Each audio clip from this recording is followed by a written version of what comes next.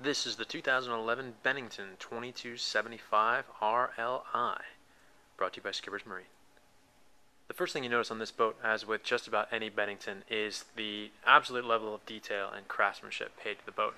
Every little piece of it is very, very well done. Take a look, for example, at your LED docking lights, shrouded in a stainless steel case with a nice little stamped pattern to it. I mean, everything about the boat screams class and luxury.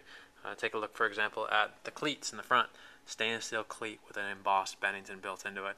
Even the rub rail on this boat is a stainless steel rub rail. I mean, Bennington does it right. They are a very classy product, and everything they put together is very well done, from the accents all the way down to the welds. Even the welds in the pontoon are very, very, very nicely done. This is a tri-tune model with 25-inch pontoons, 6-inch lifting strakes on it.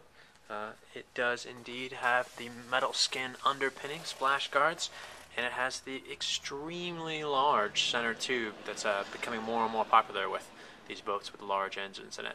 So a very large center tube allows it much better handling, much more stability going through the water, cuts through waves much, much better. So huge motor pan, huge center tube, very, very well done here. This boat has the Bravo 3 outdrive, which is famous for the dual prop.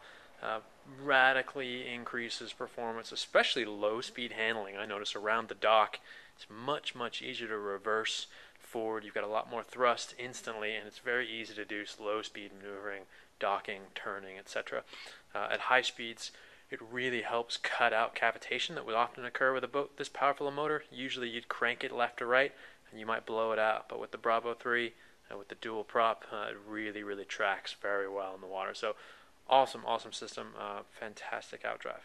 The boat is powered by a 350 mag Mercruiser engine, so tons and tons of power.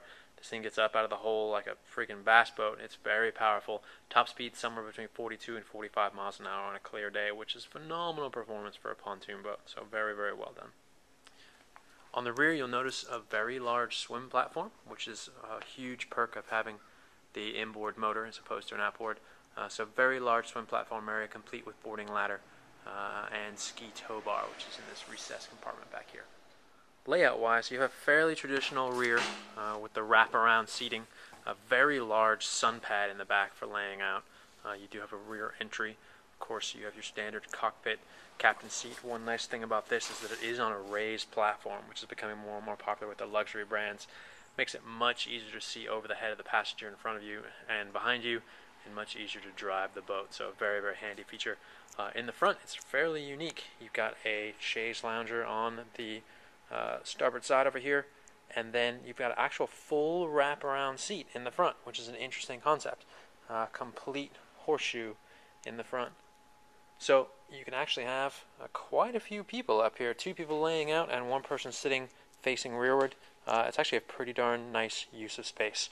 This seat also folds down, so you can still use your front door, although I would suggest from a usability standpoint it's probably easier to go in through the side or rear. This boat has a built-in freshwater tank accessible via this pump, and it does indeed have your freshwater sink up here, so very nice idea for kind of what this boat was invented for, your cocktail cruising. So definitely a nice little accent.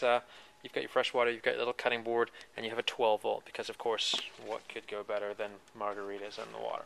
And as I said before, everything about this boat is very, very well done. From the high quality of the hinges and the perco latches, all the way down to the LED courtesy lights and the stereo speakers. Everything is very well done. Even things like a painted hinge to match your upholstery. So super plush upholstery, very, very nice, very comfortable. But again, it's the little things on a boat like this that make it huge. Even the snaps on the snap-in carpet are painted snap heads, so they match the boat's decor better. Everything about it's very well done. The fit and finish is perfect. It's a very, very beautiful boat. On the helm, you have a very well laid out master cockpit with the included master power switch on the top right, which is nice. A lot of these boats have these master power switches in recessed panels or down by your foot, and they're kind of hard to get to. It's pretty nice to have it right here on the panel.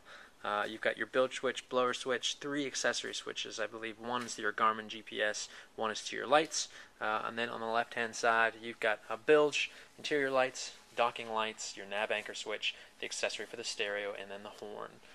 You do indeed have a remote control for your stereo here, and then on the right hand side you've got both a 12 volt and an auxiliary input port, which you can use to power anything which can do a USB, so your iPod, whatever MP3 player you might have. There's a Garmin 95 depth finder, and then one nice thing about this is you actually have SmartCraft gauges. It's pretty rare to see these on a pontoon boat. SmartCraft basically interfaces with the engine and provides a lot more information than typically provided.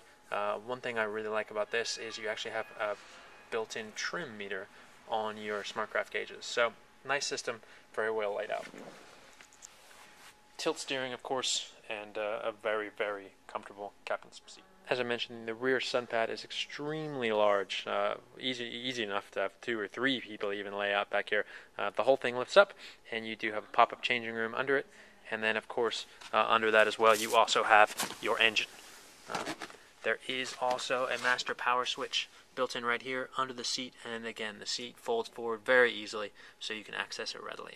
It's a nice feature. And then of course lift up that sun pad, again pop-up changing room underneath it, so plenty of storage down there as well, and underneath that you have your 350 mag. With the Bravo 3 and the 350 mag, this is an enormous power plant for pontoon. As I mentioned, 42 miles an hour pretty darn easily. Sounds fantastic. It has a beautiful rumble to it, and it powers the boat phenomenally. This thing gets out of the hole fantastically. Top speeds are excellent. Turning is fantastic. Performance-wise, this is an amazing pontoon. It is rated from NMA for 13 persons. I always recommend whatever this number says, take 2 away from it to make it a realistic number. 13 people would fit on the boat, absolutely. 11 people would be much more comfortable. So there you have it, the very beautiful 2011 Bennington 2275 RLI, brought to you by Skipper's Marine.